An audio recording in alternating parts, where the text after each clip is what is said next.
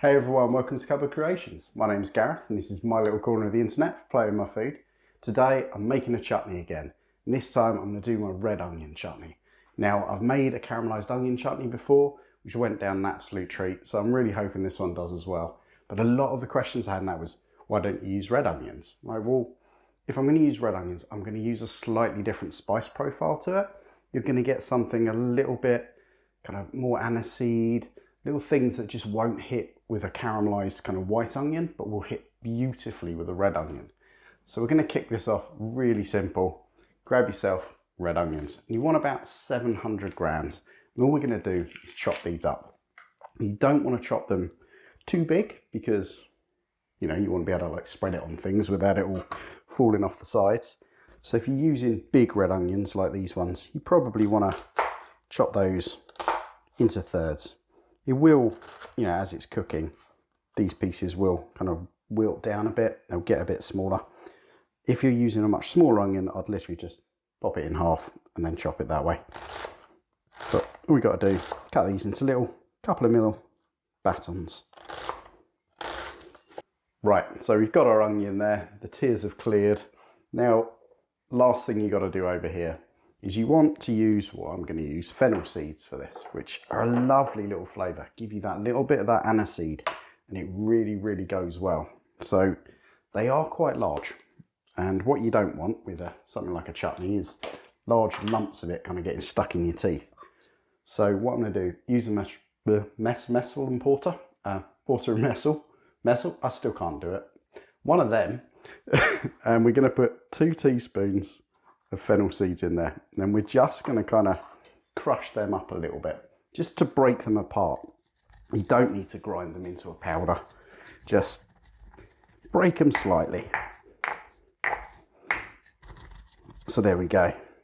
Just a little bit of a grind round, and they've just broken up a bit. That's perfect.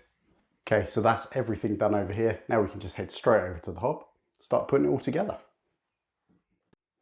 Okay, so got a pan on the heat. We're going to add in about a tablespoon of olive oil, like so, and then we're going to fry off the spices that we're going to use. So I'm going to go through them first so I can actually talk without them burning. So we're going to use fennel. Now that's, as I said, got this lovely little aniseed flavour, and it's really going to kind of come through. We've got nigella seeds, which are going to add a little bit more onion, a little bit of crunch in there as well. Really, really flavourful. Work really well again. Then we're going to use mace. Now, normally I would use something like nutmeg. For this, I think the mace just kind of works slightly better. You've still got almost the same slightly Christmassy smell, but there's a little bit more fragrance to it, if that makes sense. A little bit more of a kind of herby smell. And then a little bit of red chilli. So just going to use chilli flakes, pop those in. So, amounts. You've got your 2 teaspoons of fennel seeds. We're going to pop those in. Fry them off. You're going to put in 2 teaspoons of nigella seeds, like so. Going to put in about half a teaspoon of ground mace, quite strong, so you don't need a lot. And then as much chilli as you like, really. So about a 1/4 teaspoon. Turn that down before it goes completely mental. And then just fry them off just for a minute or two, not even 2. About 30 seconds will do it, just until you start to smell that massive kind of punch of flavour in the air. Though you can't really smell flavour. You can smell that kind of aromas. That's the words I'm looking for today. There we go, already there. So now onions go in. And you're going to need a fairly big pan for this. Bizarrely, once it's done, it's only going to make about 500 ml, but now you want to kind of stir that around, and then on a really, really low heat, just kind of keep it going. In fact,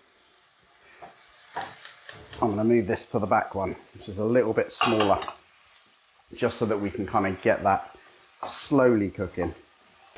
There we go, and once that's calmed down a bit, we're just going to pop a lid on, and we're going to let that sweat on really low heat for about 20 minutes. That's going to kind of bring all those flavours together and really wilt those onions down. So there we go. Leave that there for 20, and I'll see you in 20. Okay, so let's see. Oh, that's looking good. Yeah, it's all softened, slightly darker than it was before.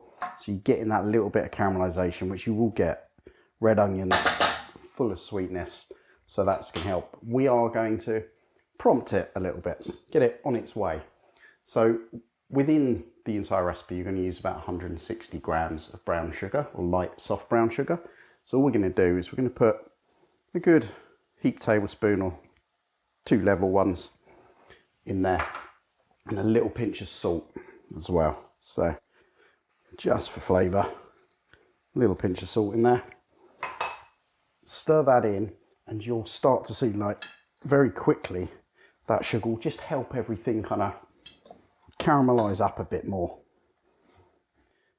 And then again, lid on, turning it up slightly. So yeah, so I've just moved it to the front hob because it's a bit more vicious. And we'll just turn that up slightly.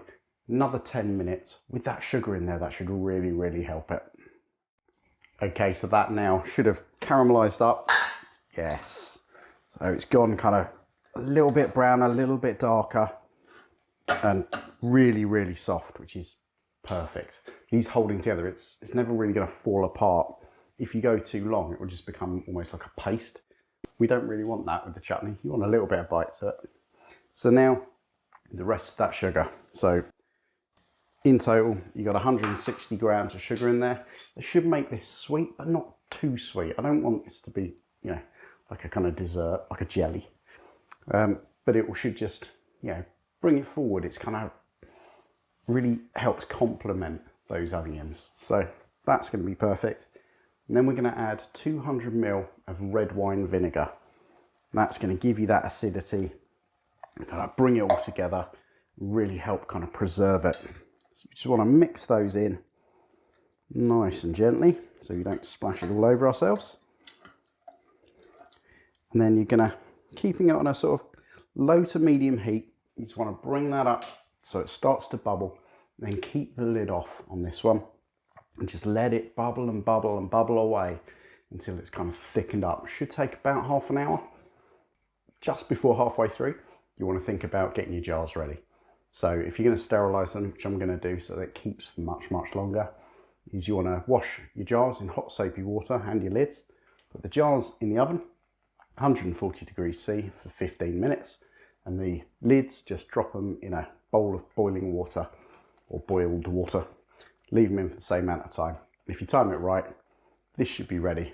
Same time they're ready, and you're good to go. Okay, that's perfect. So we're just over half hour later, and that's the problem with any timings on this sort of thing. I can tell you to do it this long, but everyone's going to have different temperatures on, so it doesn't matter. So this is the easy way. What you're looking for is when you kind of stir it and you scrape the spoon across the bottom, it will ooze back. You won't get that flow of liquid. It will kind of gently come back together. That's when it's perfect. So that way you don't need to worry about your timings. If it does that after 20 minutes because you've had it up really high, it's fine, it's done. If it does it after 40, great, it's done. So there we go. That is perfect. So now we've got to do, get the jars out of the oven, get over, jar it up. Okay, so here we are, we're done. All you got to do now, get it out there into your jars and you're done. So I've got myself my little, this always happens. This thing spins like crazy. There we go. And of course, my funnel is a bit too big for my jar, but never mind. Let's pop that to the side. And then all we're gonna have to do is give it a little bit of a bang.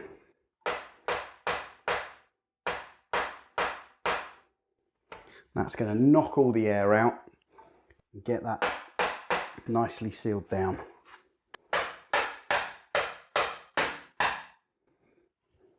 Perfect.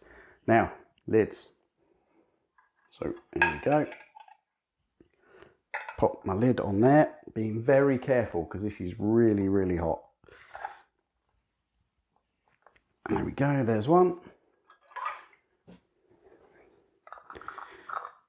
And there's two. So there they are. Absolute love these.